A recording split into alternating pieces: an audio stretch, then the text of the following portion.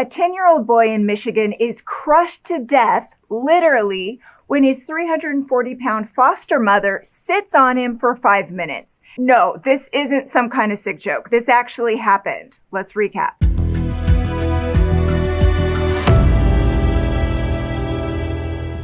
Ten-year-old Dakota Stevens ran to a neighbor's house, asking her to adopt him because he said his parents hit him in the face. So later that morning, his foster mother, 48-year-old Jennifer Wilson, drags him back home, but Dakota's not having it. He throws himself down on the front lawn and he won't budge.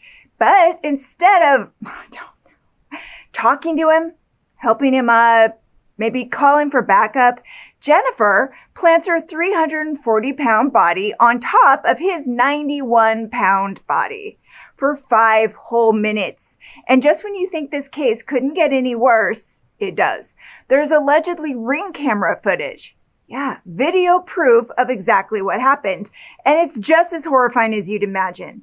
In the footage, police say Jennifer is sitting on Dakota's head and neck. You can actually hear him screaming, struggling, begging for air while she casually gets her phone out and calls his caseworker. She doesn't flinch. She doesn't move. She just sits there, ignoring the fact that she's literally crushing this child. And then, girl, his screams start to fade until finally he stops moving. She was fostering 3 other kids in her home in Valparaiso, Indiana. When she finally realizes something's wrong, she yells for them to call 911. By the time police arrive, Dakota is motionless. He doesn't have a pulse.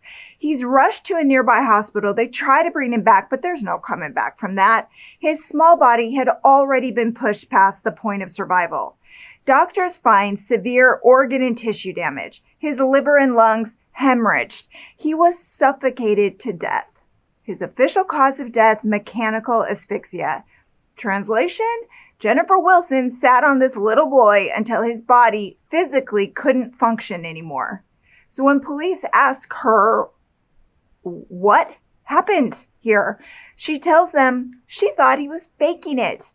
Yeah, I mean, even as he lay there completely silent, she assumed he was just putting on an act until she rolled him over and saw his eyelids had turned pale. For 2 days, he's on life support. 2 days of waiting, hoping for a miracle. But in the end, there's nothing they can do. Dakota's officially taken off life support just 1 month after being placed in Jennifer Wilson's care. This little boy went through so much, bouncing from home to home, looking for safety. And then within weeks of being with her, he's dead. She was charged with reckless homicide and sentenced to 6 years in prison, with 1 year suspended to be served on probation. 6 years for sitting on a child and crushing him to death. I mean, what? Did she mean to kill him? No. But she also used her judgment to go ahead and sit on a child's head and neck. Not even his legs, his head and his neck.